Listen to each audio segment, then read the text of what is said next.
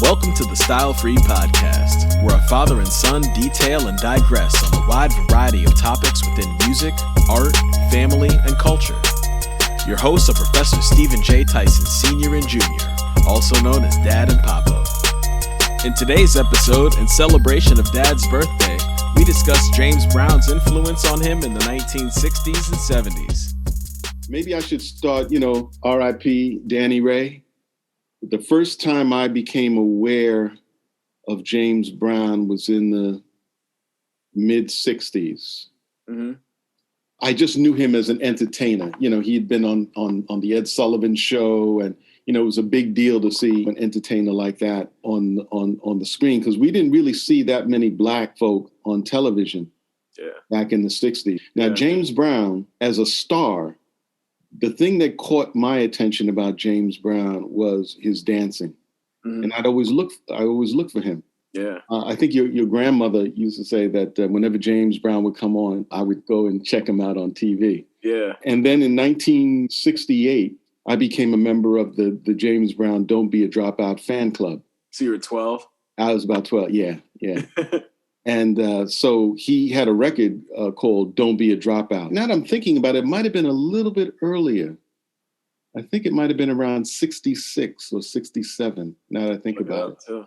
But I still have the ad clipping for the James Brown Don't Be a Dropout fan club. And I had another one that I'd filled out, and I sent that in, and I got back an autograph, not by him, but it's a print, but an autograph glossy of James Brown with a little card, a membership card for Don't Be a Dropout fan club. So I still have a fragment of that. I have a little folder from 1969, and it's got my cartoon drawings on it and everything. And inside of it are clippings, TV shows that I was watching. It's like a little time capsule. Yeah. And I was consciously aware that it was going to be like a time capsule, so that years ahead, I could look back and say, what was I watching on TV? What was I, that sort of thing. Yeah. And then we moved to Lexington, Massachusetts in 1970, fall of 1970, because Grandpa got a position at the Kennedy Institute of Politics at Harvard. So he took a fellowship there. And so while we were there, I was at Lexington High School. This is during the days when the idea of busing was a big deal. Mm-hmm. Boston was notorious because there were people like Louise Day Hicks, white political activists who were strongly advocating against busing. And some of the early attempts to bus, people throwing rocks at the buses, and busing was basically to integrate the schools. Integrate Black students from the inner city into white schools. Mm-hmm. Okay, and our school, Lexington High School, was part of that program. It was a program called METGO. So we had students from Roxbury and Dorchester come to Lexington. They had an African drum group up there. Mm-hmm. I got to know some of them. Some were in my Spanish class. And we, like many families in Lexington, the suburb of Boston, we became a host family. We were a host to a young man by the name of David Thompson from Dorchester. So he would come up and, spend some time with me. And the idea of a host family is that if there was a snowstorm or something like that, that the kids wouldn't be stranded. They'd have some place to stay. Right. So I would go down to Dorchester. Nice family. His mother was very welcoming and all that. And so one time we said, hey, James Brown is going to be playing down at the, I think that it was called the Battle Zone. I'm trying to remember it, but it's in Boston. The Combat Zone. The Combat Zone? Combat Zone. There's a combat zone or combat district, but they had this theater, which had been around forever. Mm-hmm. And James Brown was going to be performing there. So we went down there to check out James Brown. He had on a green jumpsuit. This is about early 1971. So he came out there, and it was Bootsy, and James was, we were up in the balcony too, because, we were kids, right? Yeah. And it was a great time. It was a great time. Had a great time. And that was the first time, I think that might have been my first music concert that I ever went to. What was that experience like too? Just seeing him on stage, like you've been watching him on TV or like looking to find him, and then there he is tearing it up as James Brown. It was electric because he was just constantly in motion. I mean, the groove I mean, yes, it was James Brown, but it was the groove. Yeah. The groove was so infectious. The last time I felt something like that was at a Bob Marley concert. Went to see Bob Marley. The Commodores opened for him. This was at Madison Square Garden. Frankie Crocker, who was a legendary DJ, was the MC. And Bob is there. And Bob is just, you know, yeah. And it'd been raining outside. And people had their umbrellas. They kept raising their umbrellas up and down to the beat of the music. Inside Madison Square Garden. So it was like a sea. It was like going across the Middle Passage, you know, like on a ship. You know, of Black Sea, of people, and the Sensimilia. I mean, you know, it was all around, you know. So the vibe was like, but it was so simple. It wasn't like Earth, Wind, and Fire with the pyrotechnics and Verdine up there inside. You know, it was just the groove. Yeah. And so I'm saying that reminded me of James Brown because that it was the groove that really captured my imagination and my feeling. That's what stayed with me. And it was almost the same feeling I had by the vibe, that togetherness that I felt at Hunter College back in 1968 when I saw Martin Luther King a couple of weeks before he was assassinated, and the message that he was giving and how everybody was together as one with the message. He was there in support of and supported by a local 1199, which years later I became a part of when I worked as a recreation therapist at Columbia Presbyterian Hospital in New York.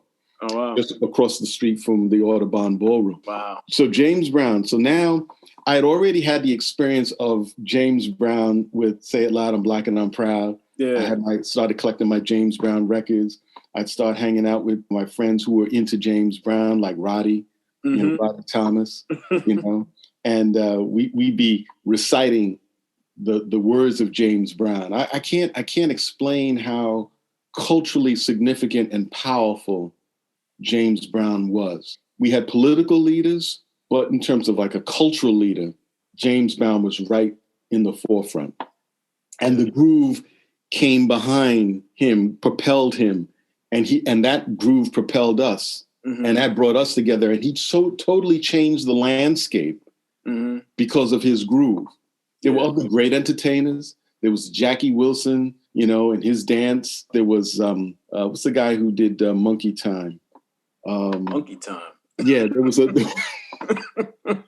a song called Monkey Time by what's his name? Major Lance. Anyway, he's a fantastic entertainer as well. So there was a lot of folks who were doing that. Even Billy Preston. If you see it, there's a video of Billy Preston dancing, doing the boogaloo and all this stuff like, you know, James Brown. Yeah, with his hair, you know, conked. Or he had the big fro. That was before the big fro. That's right. Right. And that's the other thing. When James had always had his hair conked, right? Because that was a thing.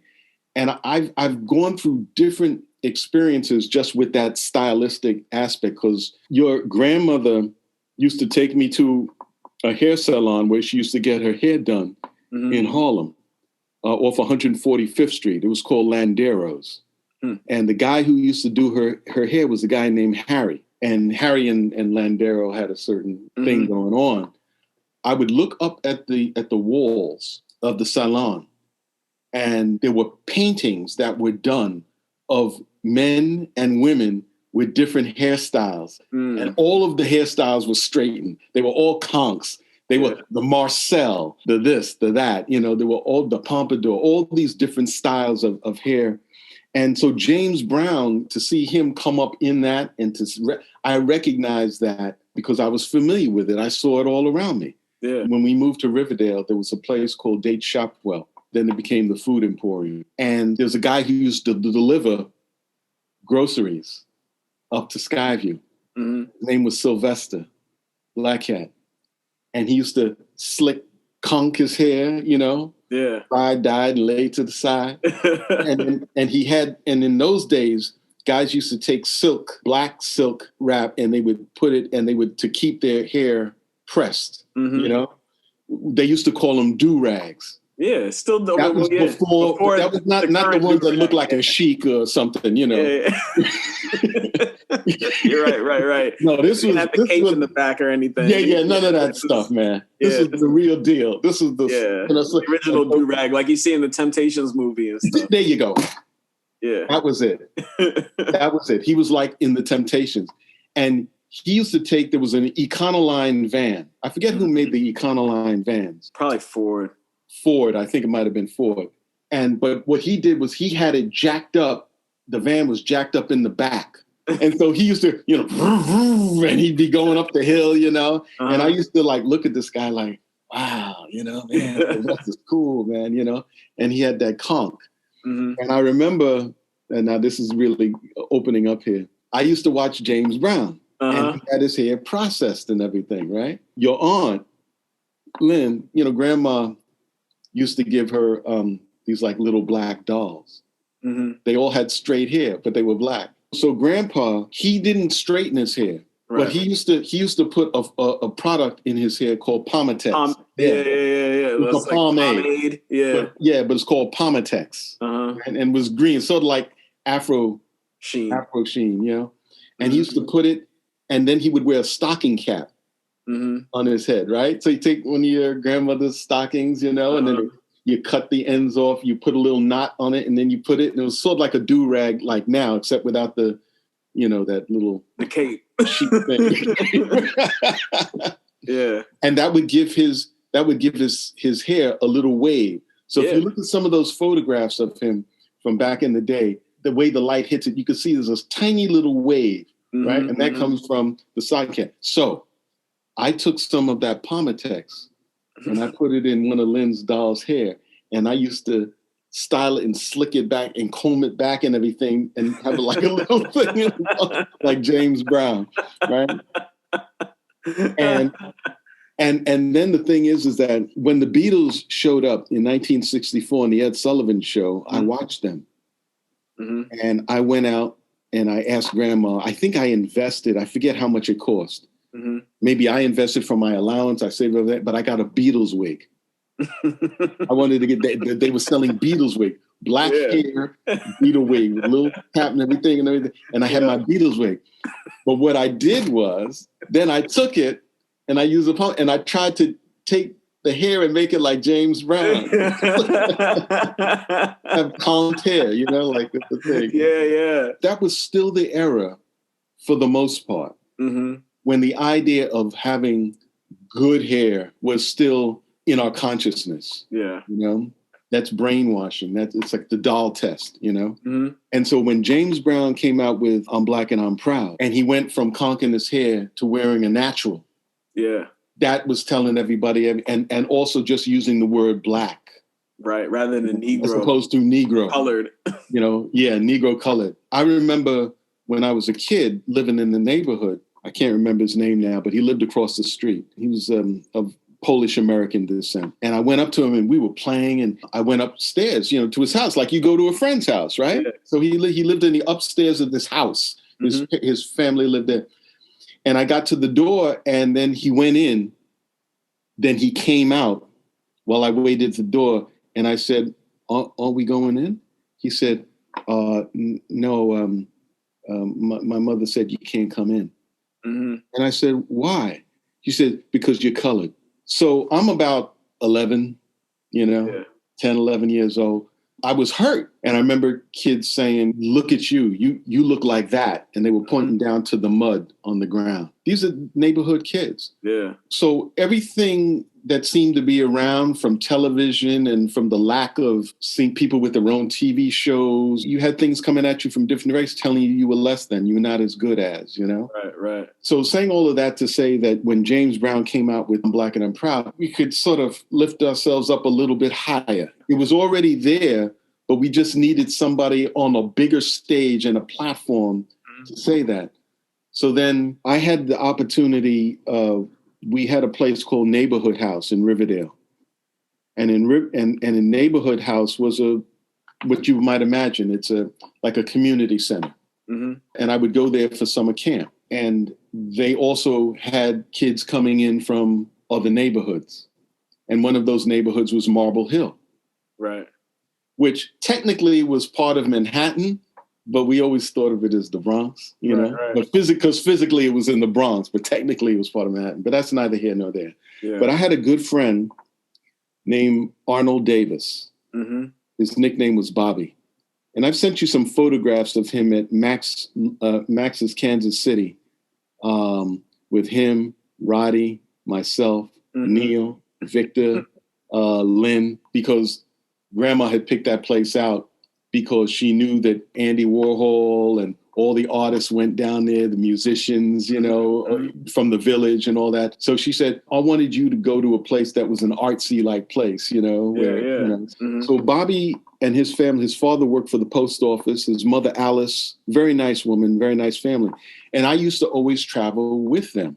Like on weekends, we would go there was the Reverend Teak, who had a church right there, and we would go to Sunken Meadow, which was a state park in I think in Long Island, and we would have the music Function at the Junction by Shorty Long. I Want to Testify by the Parliaments, when they were still more or less a doo-wop kind of group. Right. Yeah, before they dropped some acid and then went in Parliament. Blessed us with all that music. Right. Just, you know, and Bootsy, pre-Bootsy. Yeah, you know, And wasn't Bootsy with James Brown at some point? Yeah, James Bootsy was there in Boston when I saw him perform. Oh, wow.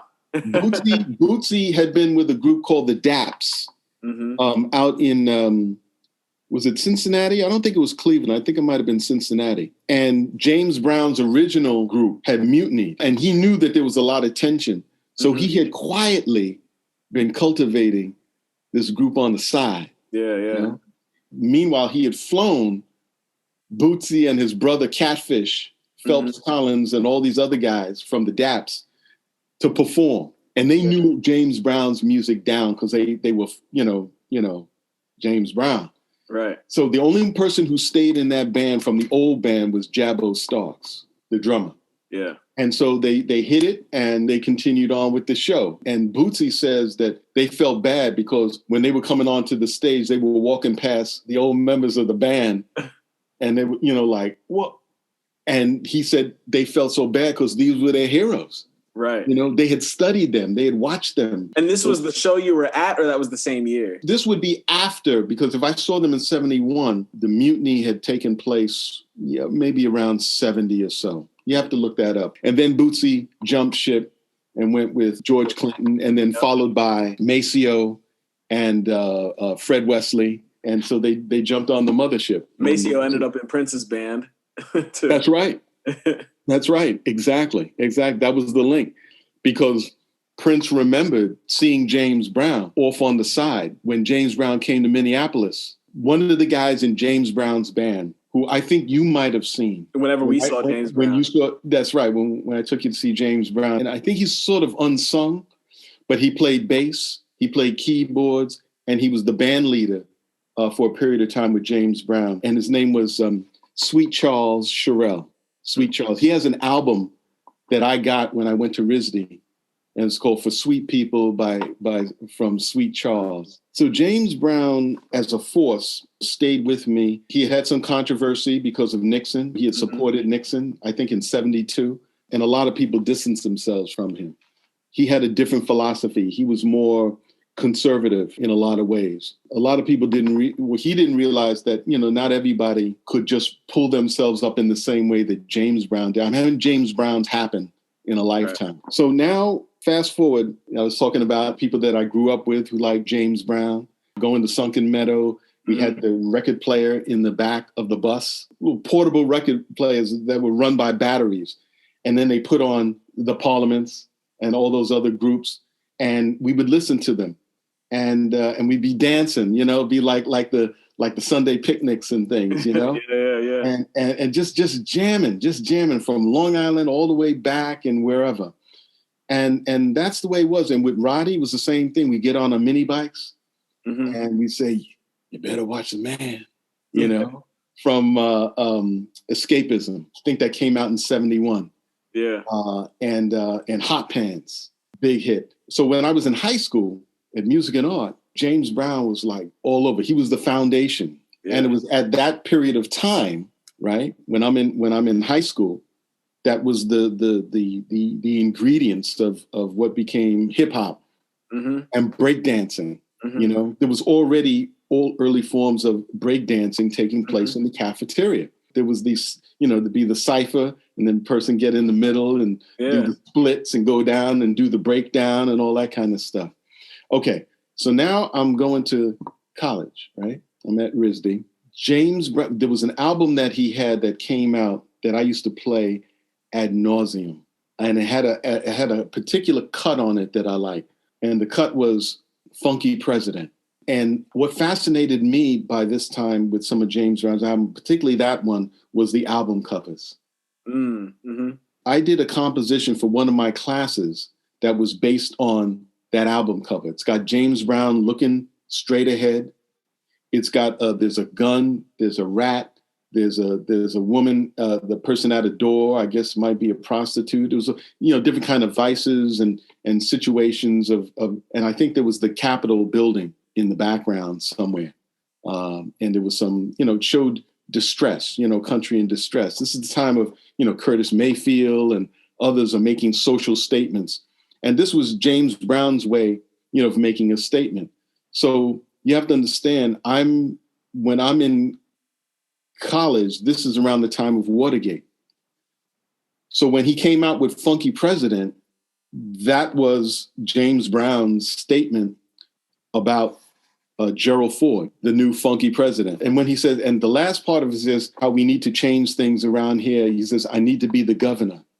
Now, he's from Georgia, right? And shortly after that, the person who campaigned and became president after Ford was from Georgia, Jimmy Carter.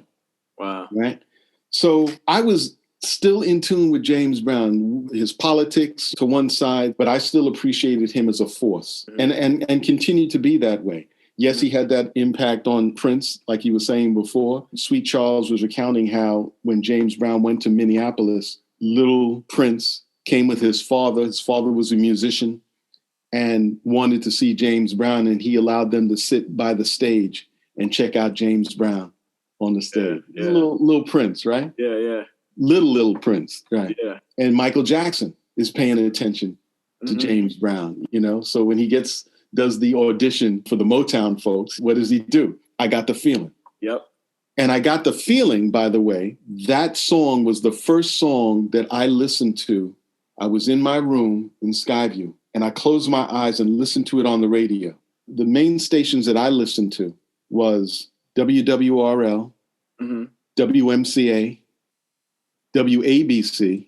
And WMCA was the home of the good guys. I don't think I was listening to WNJR at that time in the 60s, but definitely WWRL. What was that called? The Soul Station, Super 16. That's where, you had Frankie Crocker, you had later on Imhotep, Gary Bird.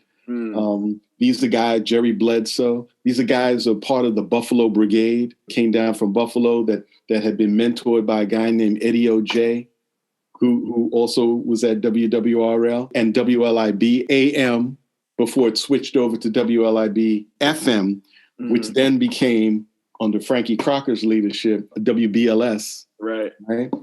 And so the Buffalo Brigade, the reason why I want to mention that is because Eddie O'J mentored a group out of Cleveland.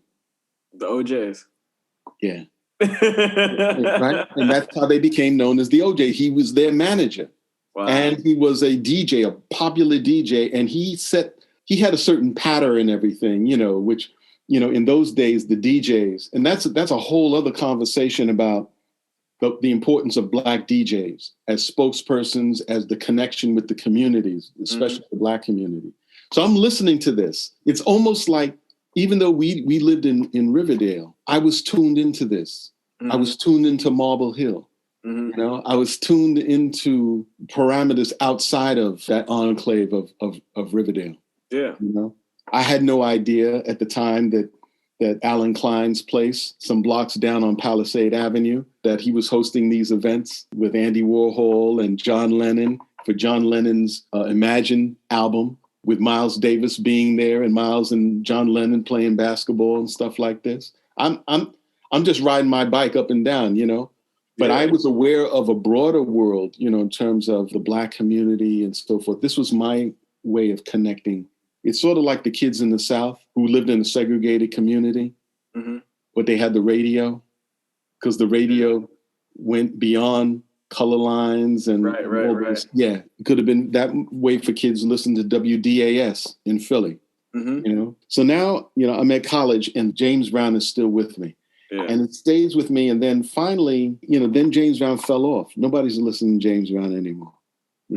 Around like right after you graduated college? I would say probably, around, by the time 78 comes around, 77. You're into like Miles Davis at that point, like other Earth, Wind and Fire have taken over, like. So other people have stepped in. How much time do we have? Nah, we don't need to worry about it. We'll save those conversations about those artists for other times. But I'm just asking, So I grew up in a household where there was jazz, classical music, the American Songbook, Latin music, Johnny Pacheco, the Duke of Iron, Calypso. And then together with the R&B I was listening to, also musical soundtracks. Right. Peter and the Wolf. Your uncle was particularly taken by Peter and the Wolf. We would act out those scenes, with the hunter and all that stuff. West Side Story. Your great grandmother, Grandpa Ty's mother, also had musical soundtracks from West Side Story, The Sound of Music, not The Sound of Music. My Fair Lady. So I used to be fascinated looking at, wow, look at these. And the reason I liked My Fair Lady was not so much, I know I'm digressing again, but not so much because of the music in it, but the album cover. Because the album cover of My Fair Lady was done by Al Hirschfeld. Al Hirschfeld was the guy who did drawings, from New York Times magazine or New York Times newspaper. And he would always I would always look at the New York Times to see in his drawings, he would hide his daughter's name. Oh, wow. Her name was Nina. And so he would have like his name, Al Hirschfeld, and then he would put like a 3. And so you'd have to find the 3 different or a 5. And 5 instances where Nina was in the hair, in the clothing, in the fold, in the crease, Wow. in the all right. So fast forward. He was always a hero to mine. There was a documentary that was done on him called The Line King, right? Line. And so one day I'm in the car. I think your mother was next to me. And we're near Columbus Circle around 57th Street at a traffic light. And this gentleman crosses the street. Oh, I was in the back seat of the car. Were you with? Yeah, I remember. Yeah, yep. Because you like damn near got out of the car, if not did get out of the car, and we're like, "That's Al Hirschfeld." Like, you remember that? Yeah. He was a big hero. He's, so when you see a line in my work, a lot of that. So that's another kind of influence. I wanted to jump out of that car, but I couldn't leave you guys. I know. Yeah, I remember you were like, I don't know. You were like, I don't know what to do. He had his portfolio. He was carrying it with him. Yeah. And his studio was nearby, and he had in it a barbershop chair that he would sit in. Oh wow! I think that's what he used to use to sit in to do anyway, a big hero. All right, so I would look at these drawings and things, and that inspired me in my own work. Okay, so now the music I'm listening to in the household, I'm listening to all this classical and this and Misa Criolla, these choirs and such, and then I'm listening to R&B and pop music and all. And I remember one day your uncle was listening to a radio station. I think it was WABC, something like that. Had a guy named Cousin Brucey, Bruce Morrow. He's on Sirius XM now. I think he has his own radio show. He's like 86, 87 years old, something like that. And your uncle swore that when the song came on, the musicians were coming into the studio, would perform their song, and they would leave. You ask him about that. That's hilarious. Yeah. So yeah, those were good times, good memories. When I got to college, though, RISD, 1974, I'm meeting some other Black folk there. I'm there listening, being exposed now to Sun Ra, right? 1974.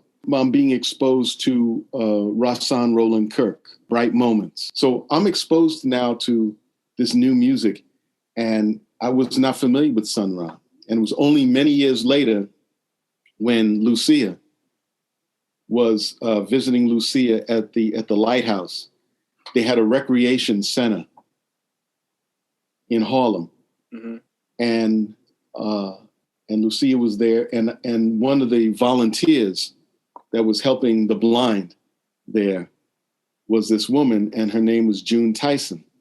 And I said, I recognize your name. Now I recognized the name because I had been exposed to Sun Ra. Oh, yeah. And she was a dancer, singer, primary singer with Sun Ra. And so she said... She worked at this Center for the Blind? She volunteered. Oh, that's nice. Yeah. And that's where Lucia was. And so, I said, I really started getting into this. I said, do you have any recommend? She said, I recommend this particular album of Sun Ra's to you. It's called Cosmic Tones for Mental Therapy. I said, It was interesting listening to that particular album because the tape that I made around 1979, which has me beating out a little rhythm and using my harmonica and this sort of drone-like sound and taking a comb and putting wax paper over it to create this buzzing sound, came from this kind of experimental sound stuff that I was exposed to. Yeah. Except he was using electronic instruments, but he was also using percussion. It was just so different, And this goes back to like the early, this is stuff he was doing like way back. So that's where my interest began to expand. And I started listening to this guy named, I think his name is Janis Xenakis, Xenakis, Xenakis. Electronic music, experimental music. It's After the End of the World by Sun Ra. So I was starting to get into electronic music. And some of my drawing and my artwork began to become more experimental. I even had like designs of TV screen with abstract forms and lines and things going through it. I was envisioning like what the future could be. Well, kind of what the future could be, but like where can I go further with this? And so I have a couple of paintings that I had in my first show, one particular painting that references this. And so this kind of futurism is something that I started. Yes, very much futurism. I had spaceships. Now we would talk about this in terms of Afrofuturism and so forth.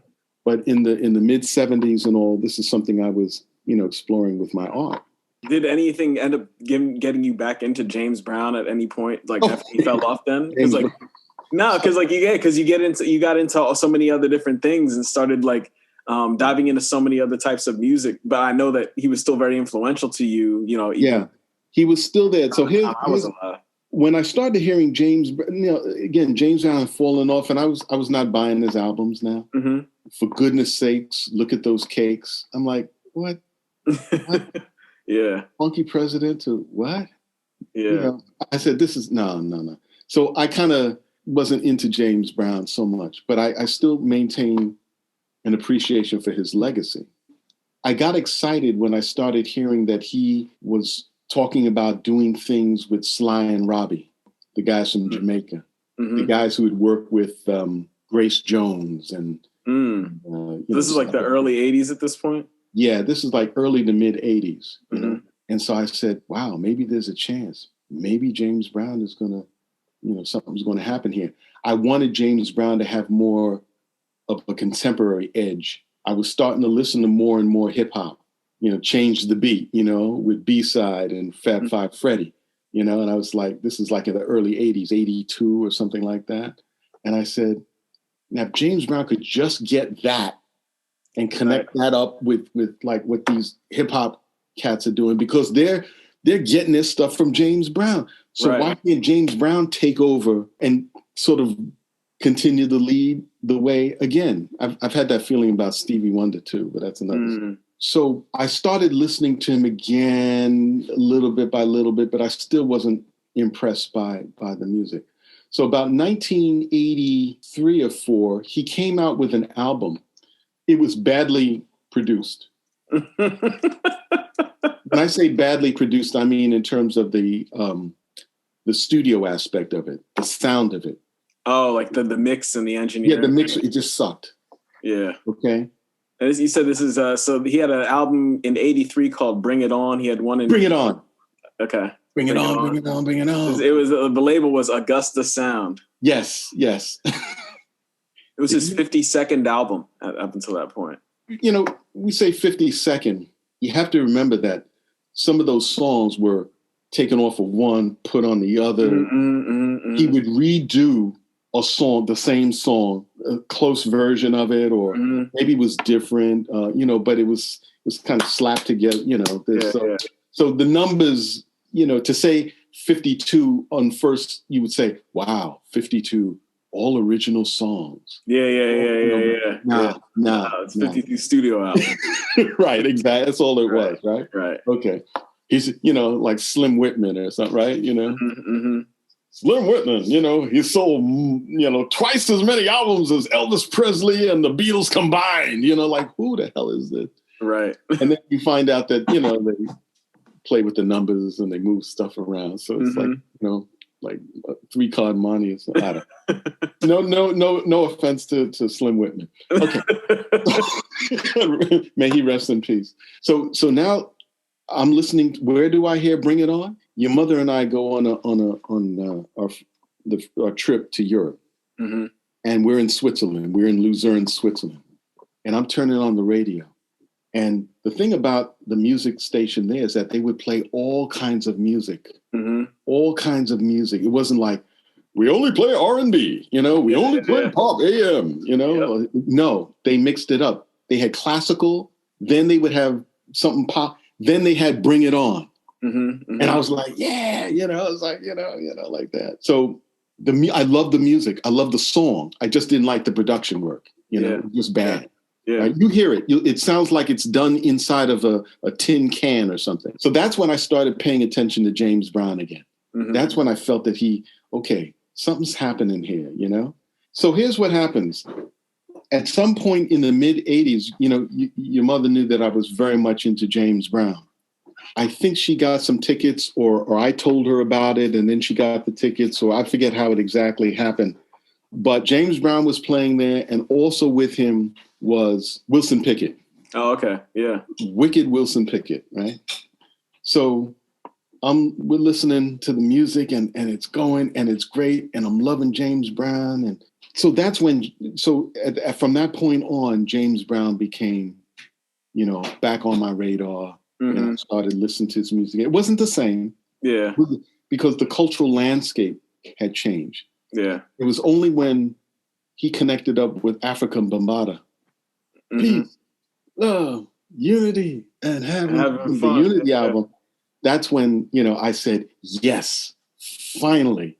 Yeah. He connected up with it, because we were all dancing. We were all dancing to the Funky Drummer. Yeah. In high school. It was already old then. Yeah. But we were using that because that was a break beat. Yeah. And that's what we would do. Now, I'm not trying to say that I was a big dancer, No, but y'all were still. You know that breakdown that Neil does, where he goes down, he does a split, and then he turns around. Yeah, I showed him the fundamentals of that. Yeah, and he took it on, and then that became his thing. Yeah. So the next time I got into, I really picked up was when now we're into the world of CDs. So I got the Universal James. Right? And that's what you remember as a kid. Yeah. And that album had Leaders of the New School on it. Leaders of the New School, that's right. With Busta Rhymes. That's right. So it's you hear Busta Rhymes on a James Brown album. And I was hearing Busta Rhymes on a James Brown album and it was just in my infancy. I wasn't an infant. I was definitely a kid, but I was 7 years old. But But I was in my infancy of knowing who Busta Rhymes was, because I don't even think, I think Scenario might have just come out, like with like the Tribe Called Quest Scenario might have just been out within like a year or two of Universal James coming out. Yeah. So James Brown had come through all that mess down in South Carolina, you know, and with the PCP and all that jazz. And now he was back. And when he came back on the Arsenio Hall show, I mean, that was like, that was incredible. And I remember I paid for, it was my first time I paid for View. Where I saw they were doing that in support of James Brown, you know, because they were welcoming him back coming out of prison. Wow. But he's on Friday night videos with Frankie Crocker. And Frankie used to be an MC for James Brown at the Apollo Theater. And they have a long history going back to like the 60s when Frankie was interviewing him when he was in Buffalo, you know. He was a kid disc jockey, you know. The early 60s. So now Frankie has him on and he's promoting the pay-per-view thing. I mean, everybody was there. Al Sharpton, all these people are coming out to celebrate James Brown, and then he ended it with a performance. Right? And then he gets on the Arsenio Hall show, and it just goes on from there. So James Brown is back, right? You know, and then it was the Rocky. Oh, Rocky. When was Rocky? Rocky was before that. Yeah, that was in the mid 80s. Yeah, that was in the mid 80s. Yeah, that happened 85 or so. The Living in America song is on the Gravity album. You know, I love the song Static. You know, don't start none, won't be none. Right. So that was mid 80s too, I believe. Yeah. Just before he had those issues. And Static was on the I'm Real album. I'm Real, yes. And so that's another overlap between James Brown and hip hop, because the I'm Real album was produced by Full Force. Full Force, that's right. That's right. So once the 80s came around, it was like that was the passing of the torch. You had the Africa Bambaataa connection, then you get the Full Force produced album, and then you get Universal James in 93 with Busta Rhymes and Leaders of the New School. And then after that, I mean, it's pretty much, you know, well, I mean, there's like three he does I'm Back in 98. And then he has a Christmas album, and then he has an album called The Next Step in 2002, and that was it. Yeah. And it was really, and we can't forget Bobby Bird as well. Yep, and Bobby Bird is a writer on a few songs on James's final album too. He also wrote a lot of James Brown songs back in the day as well. Some he didn't get credit for. And, you know, tell the truth. You know, James Brown was old till Eric and Rock came out with I Got Soul. Yep, shout out to Sonic. And that was a bad song, man. That I Know You Got Soul. Bad in a good, bad meaning good. Yeah. That's right. So James Brown was back, and you know, and so it's always stayed with me. But one thing I forgot to tell you. I talked about how I was laying down, I was listening to I Got the Feeling. Yeah. When I was laying down, that was the first time that I closed my eyes and I saw colors of the music. I had this synesthetic moment. I saw purple, silver, blue, black, white. Those are the colors that I saw. And they were sharp angles because of the staccato horns, right? I took that memory in the early 2000s. I created a painting called Corner to Corner in 2002. Corner to Corner, the title came from Herbie Hancock's Future to Future. But corner to corner, I mean, because the angles of some of the lines, the shapes go from one corner to the other, but the angularity and some of the original colors that are underneath the colors there came from that memory, because I did a drawing of that memory on paper. That was originated from the experience of listening to I Got the Feeling by James Brown when I was about 11 years old. Wow, that's incredible. Yeah. and you notice that some of the shapes there, the way that they float, you know, like the black shape float, you know, some of the other, you know, it's got that magic eye effect Yeah. You know, and I like that. I've done that with a couple of other ones. Sometimes it's hard to get it right, but once you understand like how colors play off of each other, you can create that kind of depth. Yeah.